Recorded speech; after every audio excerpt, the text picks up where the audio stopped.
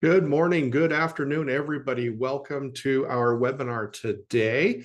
Thank you all for taking the time out of your busy day to join us. We really appreciate you coming and hanging out. My name is Brian Robison. I'm Chief Evangelist here at Corellium, and I am joined with my co-speaker, Stephen Smiley, who you're going to hear from a little bit later. And today, what we're going to be doing is giving you an update. We covered our new matrix capabilities a little bit back in March, but as we get closer to the product being finally released, we wanted to come back and share with you what it looks like today if you haven't had a chance to try it yet, and even give you some tips and tricks and even some updates of some of the latest and greatest changes that happened in our last release, which was actually last week. So with that, we're just going to go ahead and jump right in and get started. So a little bit of housekeeping. Obviously, everybody is muted except for us, the speakers, but we do encourage engagement with us during this webinar. So please feel free to use the Q&A widget tool that is available within the Zoom interface to ask us questions. We love to engage with you, and if we can, we'll stop and answer questions throughout the webinar. So please help us do that, and we'll be able to get in and help you. It is being recorded, and it will be available on demand shortly after the session is over, so you can, and you'll get an email with the link to it as well, so you'll be able to view it and share it with colleagues who potentially missed it. As with most of our presentations, we're going to have a few slides, but we're going to spend most of our time today in live demonstration. So with that, we're just going to go ahead and jump right in. And I wanted to just kind of talk a little bit about, where is this, push for mobile app security, mobile app, engineering quality, those kind of things coming in. And it's not necessarily all malicious, vulnerabilities being discovered and malicious exploits being built. Yes, there is a good chunk of that, but the vast majority of what we're looking for from a pen testing side is misconfigurations of the application or intentionally leaving credentials hard-coded in the app just to get things up and running quickly, but then we forget to go back and remove those things. Or potentially we're leaking information, or maybe we're storing it in memory too long, or we're exposing it in logs on disk and things like that. So really, we're looking at kind of engineering, code cleanliness and things like that. But we have to do it from a security standpoint and from a pen testing standpoint, because if these applications are leaking sensitive data, those could cause breach in our organizations or even our customers' organizations. So just a couple of, fun little issues that have popped up. Symantec has found, over, 1,800 mobile apps that are leaking AWS credentials. And I think that part of this is the most interesting piece of this to me is that nearly all of the applications containing the hard-coded credentials were actually developed for iOS.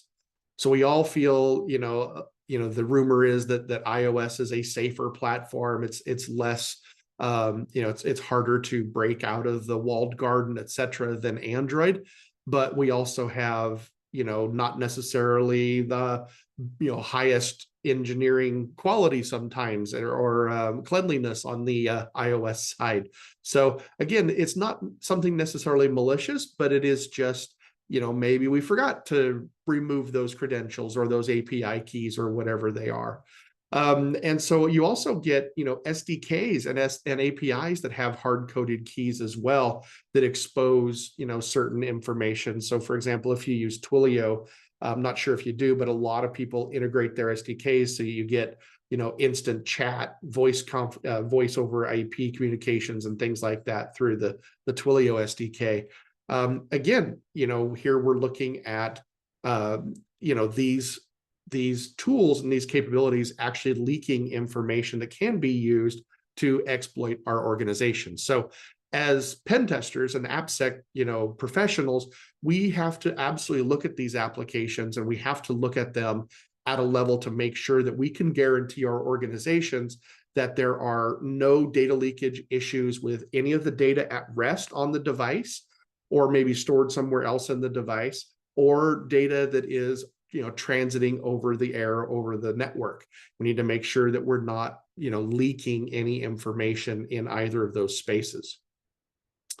So we have, as you know, Corellium has been utilized in vulnerability and exploit development research for a very long time.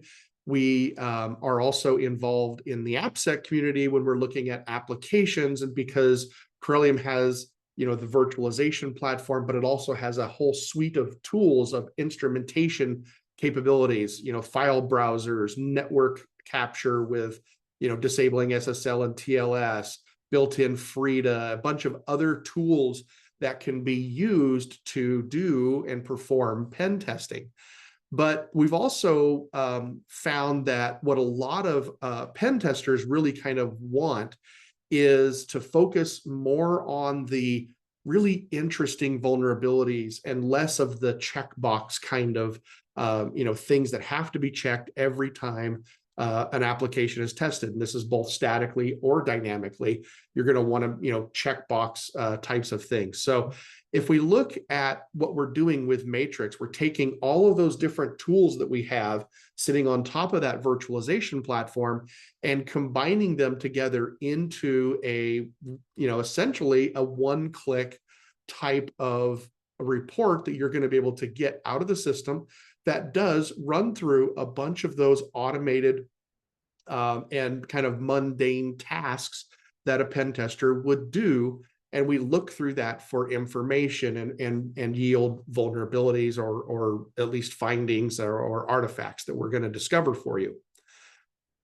So if we look kind of at what we're trying to design Matrix to do, it's not designed to replace a pen tester. It is designed to augment what pen testers do and essentially making it a little bit easier to do that job, but also fitting into the world of shifting security left as far as possible, getting it closer to when the code is originally written. So a big chunk of what Matrix is true automation, being able to use Matrix in your SDLC within your CI/CD workflows, and to be able to actually automate the testing of mobile applications with the security focused, not necessarily function focused automated testing, but more security testing focused tools that are, basically can run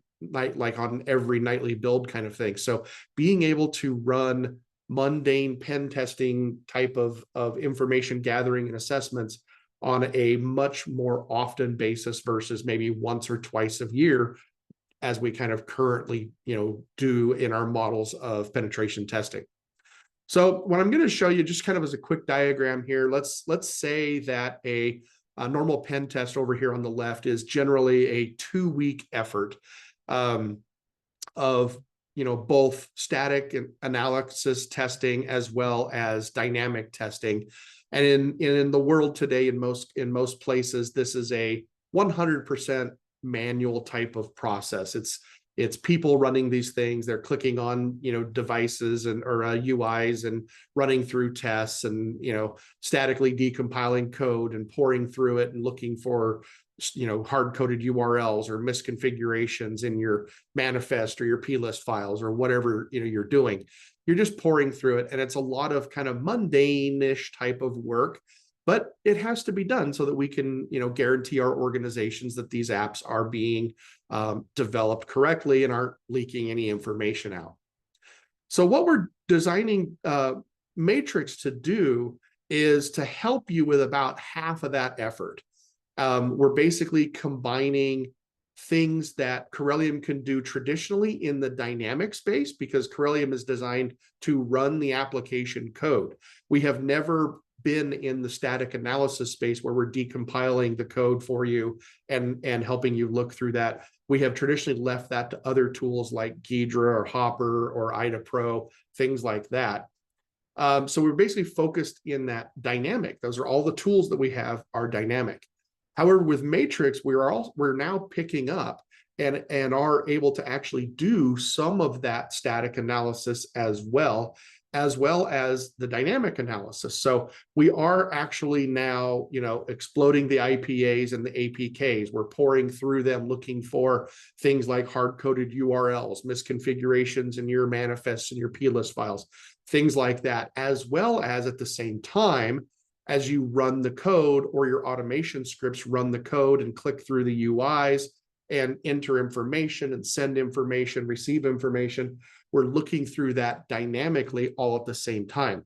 So essentially, you're kind of with one click, kind of getting a static and a dynamic test of your application. So the goal is to essentially reduce the amount of manual effort that you would have to do to kind of complete a pen test down into the less of the mundane, but more of the more interesting vulnerabilities. So if you're now getting, a checklist of those mundane things every time you run a pen test within a few minutes, then you have more time to spend looking at those network captures, poking at the backend APIs, making sure that those esoteric vulnerabilities that you might think are there but don't have enough time to get tested because you're running up against that 2-week window. That's what this tool is designed to allow you to do, to spend less time in the mundane artifact gathering and assessment and more in the vulnerability discovery, potentially even some exploit development, those kind of areas of the application security tool. So with that, like I said, there's just a couple of slides just to kind of level set base here. And then I'm going to switch over into the demo environment. And then I will hand it over to Stephen to also go through some demonstration stuff here in a few moments. So again, please utilize that Q&A widget if you have any questions. Stephen is on the line with us, so he can address them, or he can tell me to hit the brakes and we can address a question verbally with you at that time. Okay, so because we're focusing on Matrix, we're not going to do a huge demonstration of Corellium today. We're going to be focused mainly on some already created devices that we're going to go perform some Matrix testing on. And again, today we're also focused on the interactive method of doing the testing. We're not showing the API or CI/CD pipeline methods. We will do a future webinar on that. But for right now, we're just going to focus on kind of how the tool is used, built into the traditional Corellium product. Okay, so let's start on Android because we did a release last week, and our Android content is quite significant at this time. So 6.4 is brand new. It was released last week, and it's mainly focused on a lot more Matrix improvements that we have. So for example, if we released a ton of new checks, both for Android and for iOS, and it's all available in our support center here. You're able to actually view the tests and the checks that are here. So Matrix is designed to essentially, kind of again, align to that OWASP checklist of things that you would have to do. And so a lot of the categories and even some of the check names are going to align to those OWASP categories. So you'll be able to see here in our online documentation, essentially what Android checks we have and what iOS tests are essentially being run through a Matrix run. And this list is always updated with every release. So I do invite you to, if you're interested, maybe bookmark that page or whatever and come back to it with each release. We have also released full regex support, and we did it in kind of a way that's really kind of neat. We did it in a way that allows you to have a keywords file. We're going to go through kind of what this keywords file is, but this is your primary mechanism for reducing false positives. So what you're going to do in that keywords file is you're going to store portions of or full pieces of what you would consider to be sensitive data that application might have access to, or your corporation uses, or whatever. And you can do it the old way, which is you can just literally put literal strings in. So you would basically find an entire string that matches that keyword or that API key or whatever. But you also now have the ability to combine with that for pattern matching of strings. You can also now implement regex statements. And we did it in a way where you can actually have both regex and flat strings in exactly the same keywords file. So what you're going to do is you're going to basically put, if you want to use regex, you're going to basically notate it with regex open paren, close paren, and then you're going to put your regular expression directly inside of those parentheses, and that will allow you to do searches for much more complex types of things, case, insensitive versus case sensitive, all those kind of fun things. And this is regular, flat out compliant regex in the middle of these parens. So you can actually have some static strings as well as regular expressions in the same keywords file. So there's also quite a few other things. 6.3 actually brought out kind of the biggest change in a long time. We brought out some new checks, but we also built a whole new, this is when the CI/CD workflow became available, as well as the entire new workflow and report environment that I'm going to show you here in a few moments. So our release notes are always available on the support site, so keep an eye on those. We try to put those out very quickly and give you the ideas of what is happening with these releases. So let's go ahead and we're going to jump into an Android device here. And this is just an Android device I created just before our webinar today. And as you know, we've got all these different kind of tools over here on the left-hand side. And what I'm going to do is I'm actually going to install the Corellium Cafe application, which is an intentionally vulnerable application that we wrote so that you can test your pen testing skills and or run it through Matrix and make sure that you're getting findings and things like that.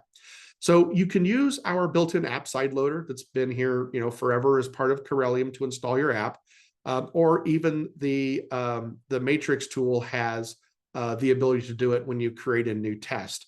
But I like to just go ahead and use our trusty app side loader that we have. And we're going to drop that application onto the device. So now if we look at our device, we now have the Corellium Cafe application installed and ready to go. So as I said before, Matrix is in beta currently, and it is available to anybody who tries our product. It's also available to many of our enterprise customers in the beta. But as we go to our GA release, that is going to disappear unless you have a license, a product feature set license that it does include the Matrix capability. The great thing is about it is it's not difficult to use. There's not a tremendous amount of knowledge required to use this. Stephen's going to help us with some of the results that come out afterwards, because that's where you're going to probably want to know how to use some of the other tools within the Matrix environment to access some of those areas. I see there was a question that was asked, but I am unable to get to the question window for some reason on my screen. I do apologize for that. Maybe Stephen can answer. I will answer it in chat, no problem. All right. Okay. I'll have to figure that out here in a few minutes. It pops up off my screen and I can't see I don't know why. Okay. Anyway, so it's very easy to use. The process is you're going to create a test, which is a self-contained test with a report that comes out at the end. So you can have multiples of them. I've got some other devices that have some historical reports on them, but you could have lots of reports that will show up here in the historical standpoint. And so let's just go ahead and create our new test. So the first thing we have to do is we have to point it to what app are we going to test. And so we're going to choose our Corellium Cafe application. Now you can go ahead and create the test and run it right now, or you can upload that optional keywords file. And this is, again, it's the critical piece that helps minimize false positives. So in the case of the keywords file, again, we are looking for sensitive information, but not generic sensitive information. We're looking for sensitive information that you provide us. And that way, it's almost like a human guided test. You tell us what are sensitive strings in your organization or in this application specifically, and we're going to tell you if we find them anywhere on disk, anywhere over the air, or in memory or other places. So providing those strings to the test allows you to have really strong information. If we turn up a finding that says we found this string in memory, or we found this string in a database, then you know that we found the actual string, not an encrypted or obfuscated string, but the actual string that you provided, whether you provided us with the full string or it's a regular expression formatted. So it's a really good key way to reduce the number of false positives, to essentially focus on what you really want us to test for. So once we have chosen our applications on our device, we've uploaded our keywords file, and these keywords files can be pretty darn big. One of our engineers actually tested like a full script, typewritten script of a movie or something like that. They threw in there just as a big bulk test. So that was pretty cool to see happen. Okay, pair up your app and your keywords, and then you can go ahead and create the test. Now, creating the test essentially creates a container for what's going to happen next. And the way that you run this, again, right here on the screen, we put a lot of this information in. You're going to click on the Start Monitoring button, and that's going to take Corellium and a bunch of the built-in tools over here on the left and turn them on and start like flight data recorder kind of mode. Then we're going to interact with our application just as a normal user would. Again, this is the interactive version of it. If you're doing this through a CI/CD workflow, you do this with API calls and SDKs and things like that to do those interactive type of things. So we're going to do, some dynamic stuff. In our case, we're going to order some coffee, enter some credit card information, etc. And then when we're done with that test case, we're going to stop the monitoring, and then we can actually run the test. So the test is when you saw all of those checks that we've written, all the different ones. Those are going to be then executed against all the evidence that was gathered during the monitoring phase of the matrix run. So we're going to hit Start Monitoring. And so now, basically, as I said before, Corellium is now in like flight data recorder mode. It's capturing network, it's capturing logs, it's capturing all the fun stuff that you would want it to capture. And we can begin to interact with our application just as if we were doing kind of a normal functional test. So we're going to add a latte to our cart, and we're going to go through the checkout procedure. We're going to enter data. We're going to enter sensitive information. So this would be, a credit card number that looks like this would be something that would be considered sensitive to the organization. So I would want to know if I saw that credit card flying over the air somewhere or stored someplace or logged. So that is a good sensitive string there. You're also going to see, as we go through this process, things like promo codes or potentially usernames and passwords and things like that might have hard-coded values in the back end and need to compare what the user entered to, let's say, a hard-coded value. And so if that hard-coded value were to be exposed somewhere, let's say outside of memory where it needs to be temporarily, that might also, lead us to a vulnerability. So we're just going to go ahead and submit our order. Now, it is important for you to leave the app running. So there's a note here, do not close the app until the testing is complete. And the reason for this is because we're actually doing some dynamic testing using Frida and some Frida scripts to actually inspect things like the memory and things like that of the application. So if you kill the application, those checks will not be able to run. So it's important that when your dynamic use case is complete, you want to make sure you leave the application running so that those things are still resident in memory. So we'll hit stop monitoring. And what it's doing now is it's basically gathering all of the evidence that was gathered during the monitoring portion. It's putting them into an artifacts directory, and it's beginning to do some of the work like exploding the APKs and things like that, getting it ready to run the tests against the evidence. So now we're just going to hit run test. And this is going to take several minutes to actually run. So while this test is running, I'm going to go ahead and flip over to an iOS device. And I hope it finished building. Let's see. All right. Okay. So again, I started one right before I started the webinar building. So I was hoping it would be complete. So I'm just going to run through the same process on an iOS device. The great thing is that Matrix can still be running in the background. So Matrix is actually running on the Android device right now, and it can stay running on that just fine. We're just going to repeat the same kind of procedure over here on iOS.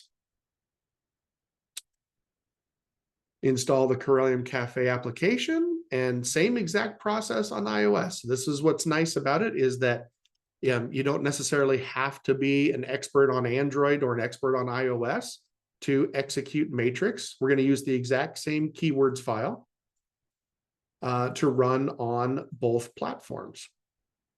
So again, it's exactly the same process. So we're going to start our monitoring. And once we see it monitoring the device, we're now going to go ahead and launch our Cafe application. And we're just going to do pretty much the exact same procedure over here. We'll order some coffee. We'll add it to the cart.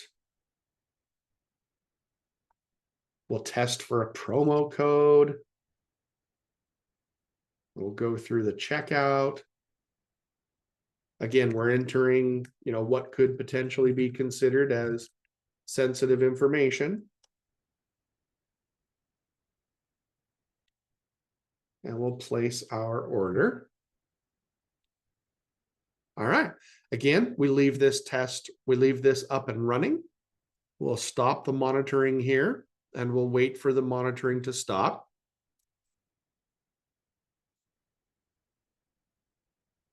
Again, we're gathering all that evidence, and then we're going to go back and we're going to see if the Android one is done yet. The more checks that we add to the system, the longer the tests take to run. But okay, so iOS is now running its test. And Sorry, Brian, before you bring up the Android one, we just got a question for someone who wants to see the keywords file. Can you show that?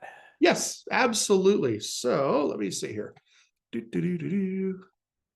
Keywords file for you. So this is what my keywords file looks like. Let me blow this up.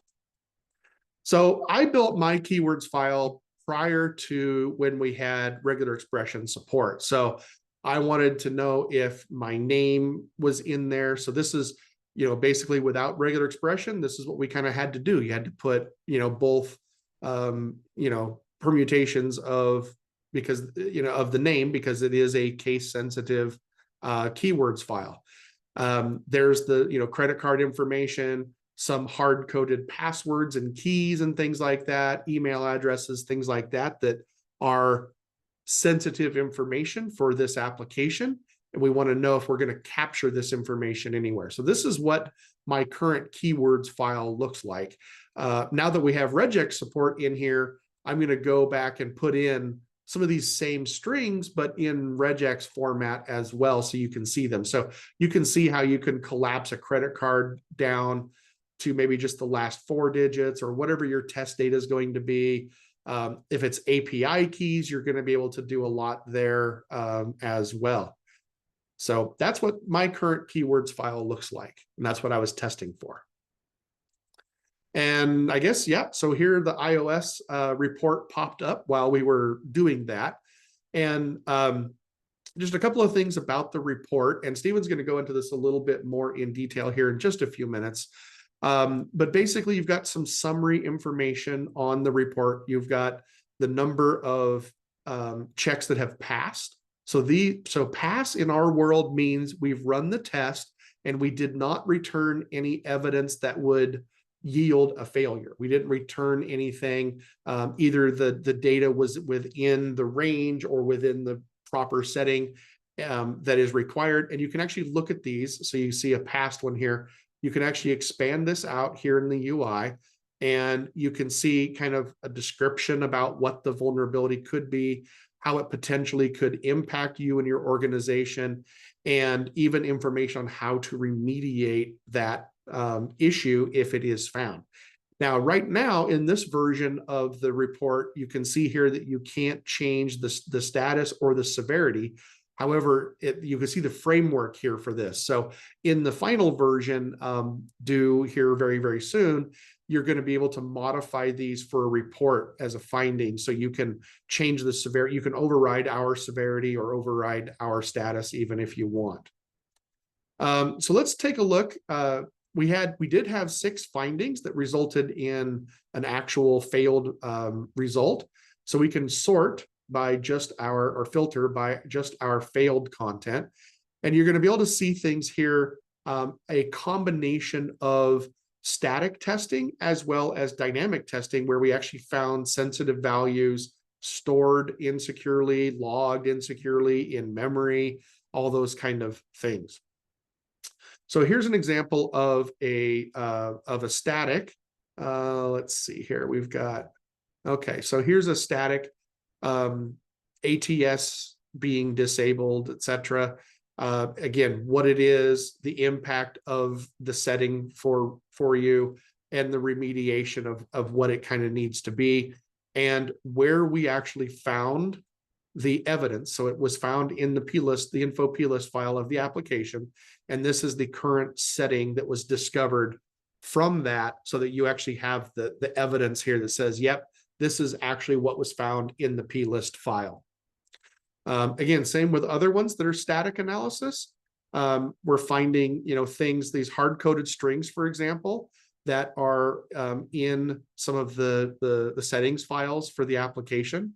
And then we can get into some of the more dynamic ones. So we can see here that we actually have sensitive data that is being stored in the SQLite database. We can see we actually found the credit card, we found the name, we found, because it's a binary file, the string matching and pattern matching doesn't work 100%.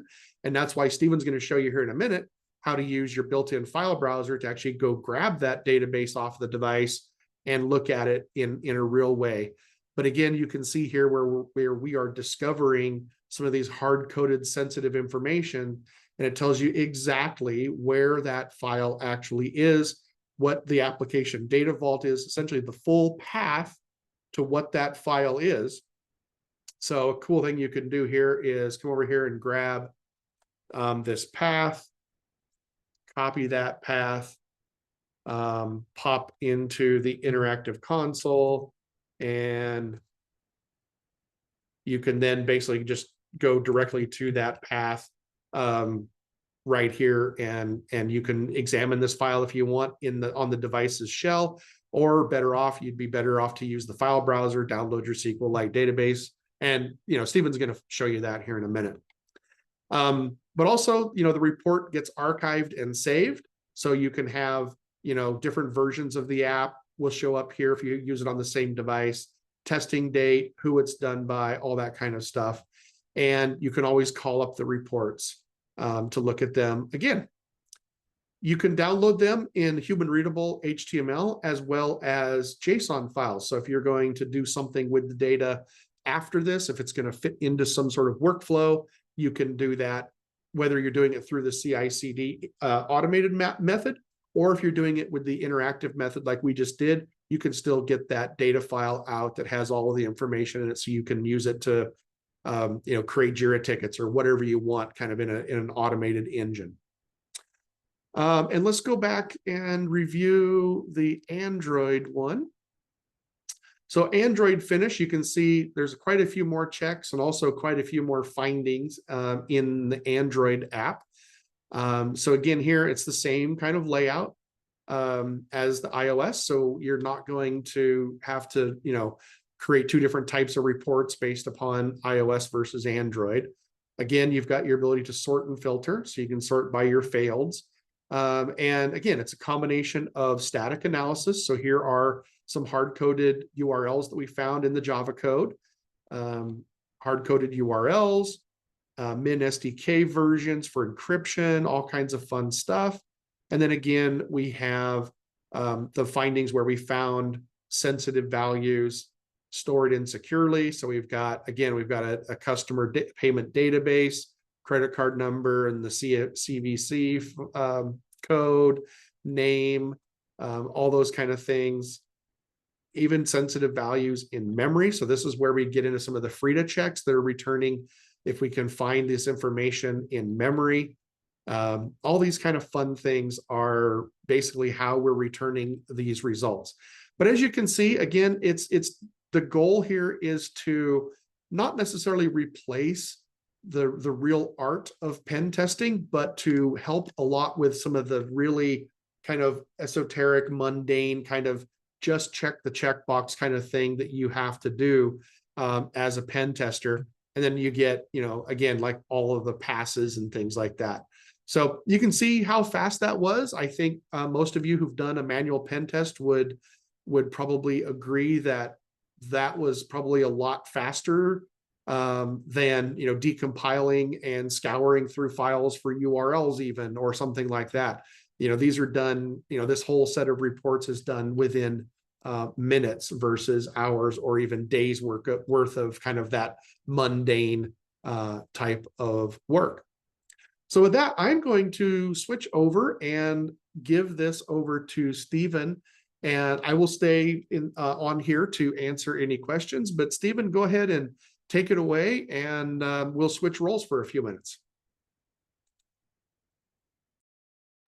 Awesome. Thanks, Brian. I am going to go ahead and share my screen super quick. Awesome. There we go. Okay, so Brian did a fantastic job describing Matrix and what we're doing and the main goal of all this, and to go through this.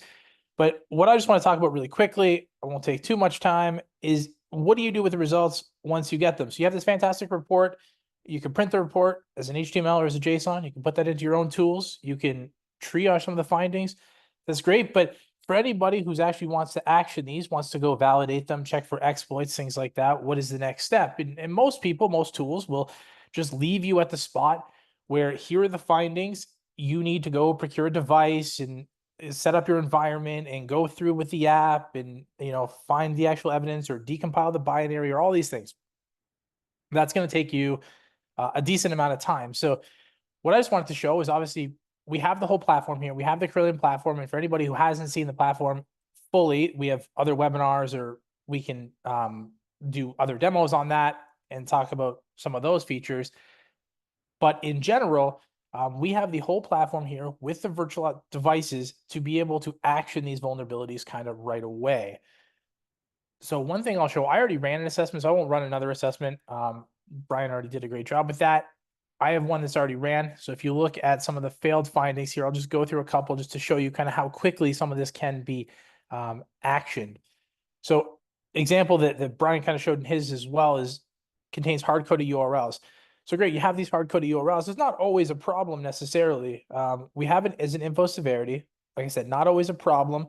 These could be generic URLs that are used for whatever purpose. It might not be any malicious intent to them, but you want to go investigate them. So we actually do provide you the pass to these files to be able to go investigate. So just as an example, here is the same device where I actually followed that path using the files tab, data, local temp, artifacts, and I just followed the decompilation of this app. into this webviewActivity.java, and you can download that file if you want to look at it locally, but you can also just view it right in here. So you have the Java code and you can view it. And this is for really quick analysis. So if you have something that's popping up and you see some code and you want to go look at the code block associated with it to understand if it's a potential vulnerability really quickly, or if you just want to investigate it a little bit further, this is a great way to do that. So as you look through this, this is where one of our URLs comes out with that blog URL. So if you actually investigate the code, and I won't go through it line by line, but you would notice that the way this is implemented is insecure. They essentially are just taking a URL from the user that can be manipulated using potentially Frida or another tool. It's just not done securely. So what you can do is now take that information that you've gained and you can go over to, let's say, the Frida tab, for example, where you just run, I'm going to run the cafe application. I'm going to go in here. We actually have this blog connected here, and we actually have a Frida script. So what I'll do is I'll actually hook this process. I'll attach to cafe. So you'll see I'm attached here now.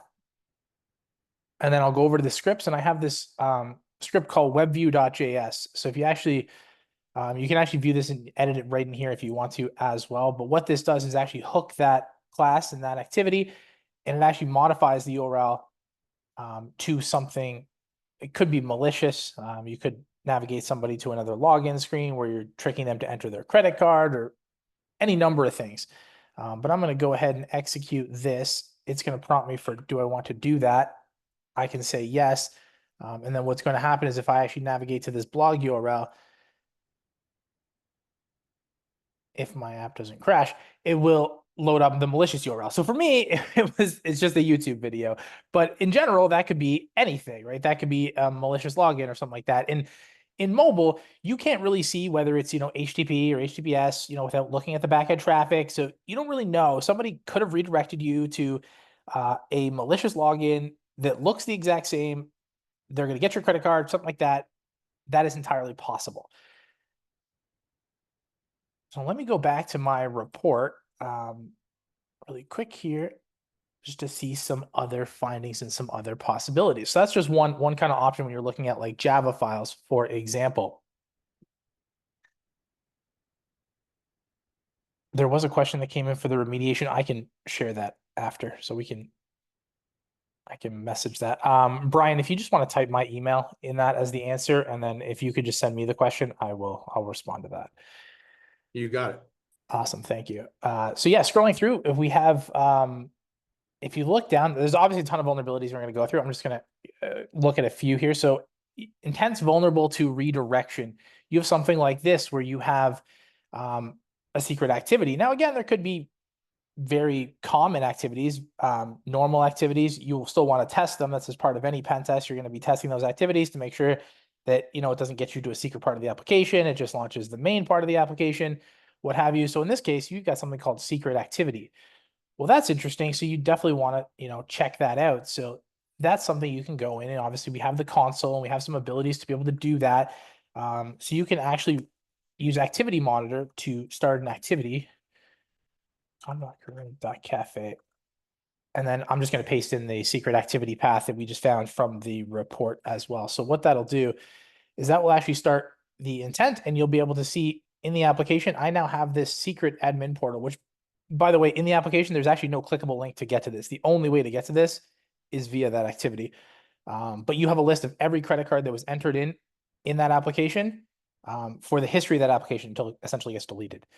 That all gets stored there as well. Going back to the report, the other thing that Brian briefly touched on as well was things around local storage. So if you've got values stored insecurely on the device, and this is part of the reason we use the keyword files to get additional information as well, you can see there's databases where you see the credit card number that I entered when I ran this assessment. So if that's the case, you are going to go in and you can actually use the file tab, same thing, follow those directories, data, I'm going to type it in, and then databases, it brings you to this path with a customer payment database. You can actually download this locally to view it. I already have it downloaded, so I'll just show it. This is essentially what you see. I know it's very small. DB browser is not very friendly when it comes to zooming in, But what you would see is the credit card columns. Every credit card that was entered in for the application was stored in that database, including the CVV number. So you got a whole bunch of information. And again, my keyword file only looked for one credit card, but you get these databases and you start seeing more information, everyone who's used the application and entered it without being deleted. So there's a lot more information. That's really, for me, that's all I kind of wanted to show. My whole goal was just to show how you can action this really quickly. It's not just a report. It's not just, here are some vulnerabilities, go take those and do what you want with it. But yes, in general, we have the entire platform here. You can take those vulnerabilities, you can follow up on them, you can exploit what you need to, you can download the evidence. You have full functionality to be able to do anything you need to continue your testing beyond just what that scan provides. You can also take a snapshot of the device with the data in its current format and actually share that snapshot with others in your organization as well. So they can bring up the virtual device and look at it with the app and the evidence in the state that it was essentially, found vulnerable. So there's a lot of different things that you can do now that you have these, vulnerabilities being recreated in a virtual environment versus a physical phone. Like, it's really hard to shut down your physical phone, ship it to an engineer, have them fire it up, look at it jailbroken, all that kind of stuff. When in fact, if you got a virtual device like this, you can share with them a URL that they can click on and actually get access to that device. So, again, it's not as point in time as other solutions that do, you basically pay for a test and get a report back. You might, not action that report for months and months and months. And so you really need that much quicker access to the current state of vulnerabilities. So as engineering, solves these vulnerabilities, over time, you can prove it. The keywords thing, again, is a huge thing, because again, the keywords are sensitive values that are pertinent to you and your organization. And that gives you the ability to look for those in essentially in an in-house solution. So this is not going out to a third party. This is your own product that you're going to be doing the testing in. It's your own tool. If you're using our cloud version of our product, there is no, Corellium has no access to those devices. So we don't see what's going on your devices. So even in the cloud environment, your information is still your information, and your network is still your network. We also have on-prem solutions, which allow you to run the Corellium platform, including Matrix, fully on-prem. And those can be utilized to run apps or devices that can communicate with, private back-end type of servers. We see that a lot in things like the telecommunication industry or banking, where you have remote branches, and the apps that run on the devices in those branches or satellite locations connect to a private back-end service. They don't connect to the internet and other cloud services. They connect privately. So you want to test your apps and your devices on that same private network. So you can bring the appliances, on-prem, run your devices in that private network, and not have to worry about that information transiting the internet and other things.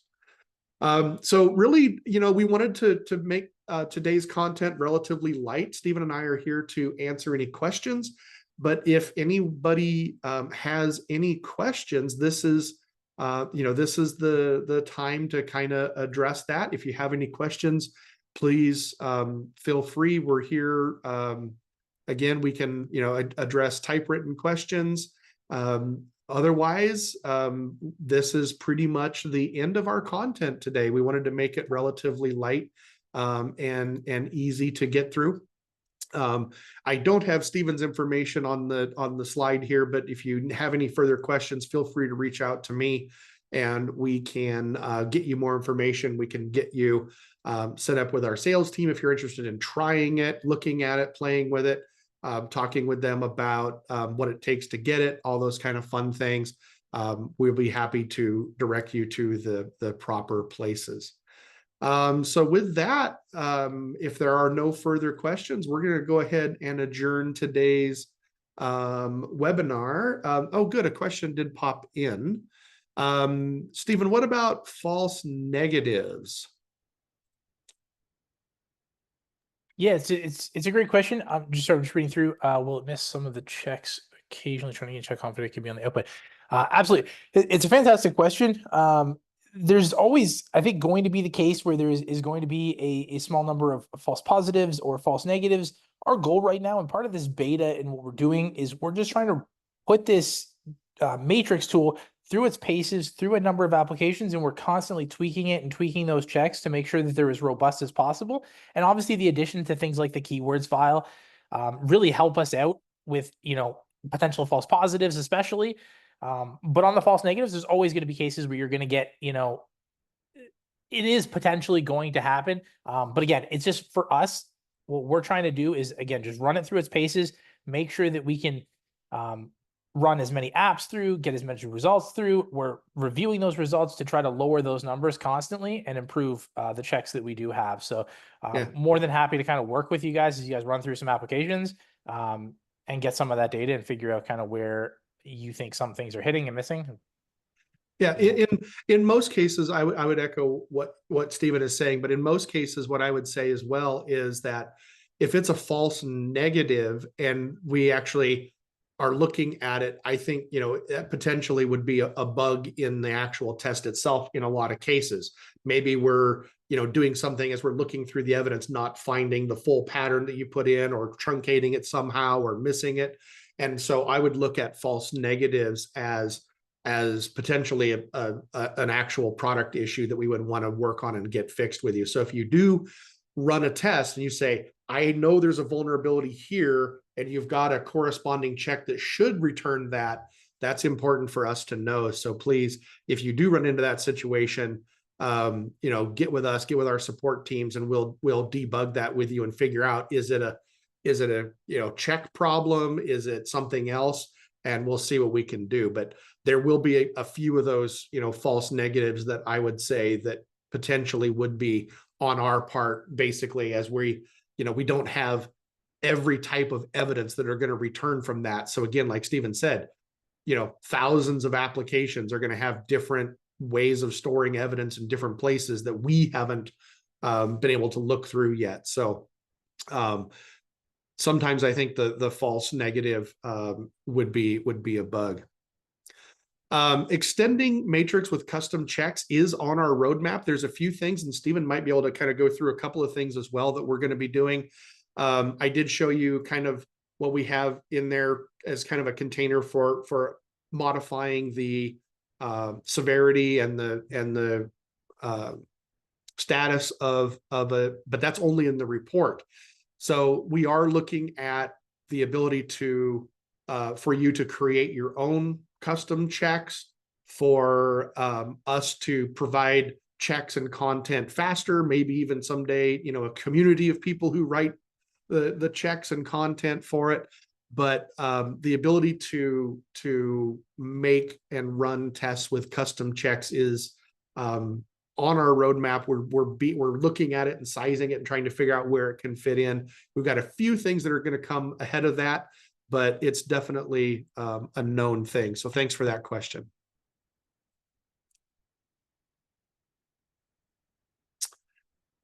Stephen, do you want to just talk just a few seconds about some of the other things that we have in the shorter term roadmap ideas? Yeah, absolutely. Yeah, so we do have a very long roadmap for this. Obviously, I think in the shorter term, we have some key things coming out. As Brian mentioned, some of the major things are the custom severities, being able to mark false positives for your checks, which is a key thing to be able to. We know every organization is not necessarily the same. Everyone has different severities internally, different policies. Maybe they have compensating controls for certain findings. So that's the sort of flexibility that we want to provide to the users, just to be able to do for their reports. The other big thing that I think is targeted is our Appium support. So we're still looking at that. right now, we didn't show the CI/CD workflow, but that is fully available. So you can actually do that. That will be shown kind of in a different webinar. But you can fully automate this. The whole piece that we walked through and that Brian walked through can be automated. We have action scripts that can be done through our API right now to click in certain spots on the device and actually walk through your application. So we're trying to extend that to include Appium support as well.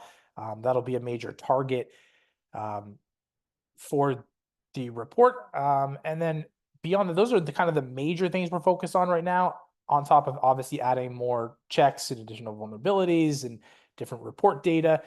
We also have in our next upcoming release, we're adding an artifact section to the report. So we will be able to see that, where it's artifacts that we have gathered from our testing, but might not directly have a security concern yet, but they could be valuable for you as you guys continue testing, or you guys are performing a pen test or just a security scan. That's good information to have, so that you can continue your testing without, spending additional time to get those yourself. So that is coming as well, but lots of unique stuff coming in the next little while.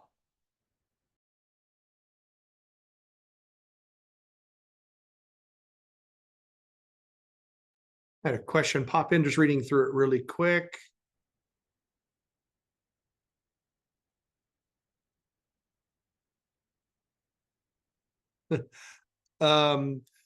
Yeah, so couple of things there.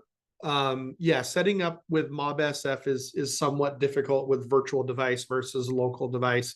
We actually aren't using MobSF at all in any way, shape, or form. This is a homegrown capability that we built into our back end.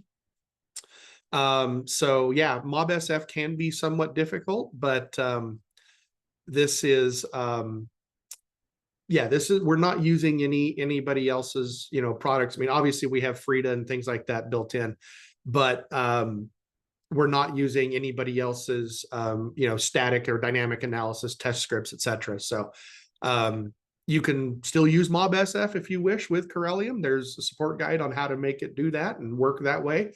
Yeah, and in fact, you should probably, just as best practice, you want to make sure that potentially you're using multiple tools to look at the same evidence, because each tool kind of works differently, just like each decompiler works differently.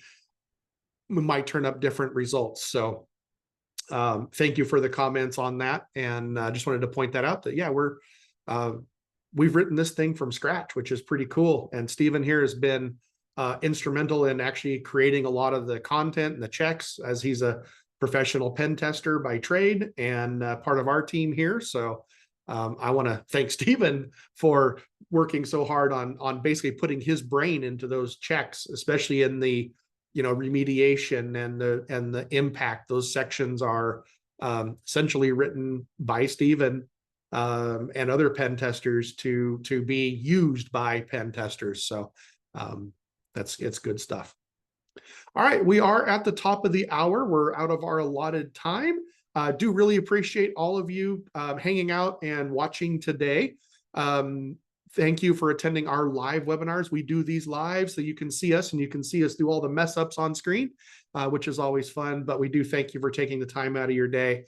Again, it'll be recorded, or it is recorded, and will be posted for follow-up on our events page under our webinars. So look there if you want to share it with the rest of your team. Otherwise, have a fantastic day and rest of your week, and take care, everybody. Thank you very much for attending today.